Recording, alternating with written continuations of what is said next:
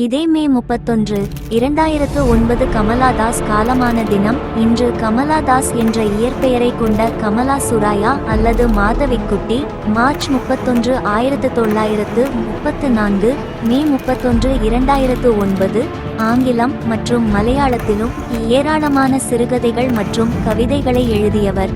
கேரளாவில் இவரது சிறுகதைகள் மற்றும் இவரது தன் வரலாறு, என் கதா ஆகியவை புகழ்பெற்றவை. கமலா தாஸ் 1934 கேரள மாநிலத்தில் மலபாரிலுள்ள புன்னையூர் குளம் என்ற ஊரில் பிறந்தார். ஆங்கிலத்தில் மட்டும் கவிதைகள் எழுதியவர். கல்கத்தாவில் கோடைக்காலம் 1965 வம்சத்தவர் 1967 பழைய நாடக கொட்டகை மற்றும் கவிதைகள் 1972 முதலிய தொகுப்புகள் வெளிவந்துள்ளன. குறிப்பாக பின்மேற்கோள்குறி என் கதா மை ஸ்டோரி என்ற புத்தகம் பல்வேறு இந்திய மொழிகளில் மொழிபெயர்க்கப்பட்டு உள்ளது. ஆங்கில கவிதைக்காக சாகித்ய அகாதமி விருதினை 1981 பெற்றார்.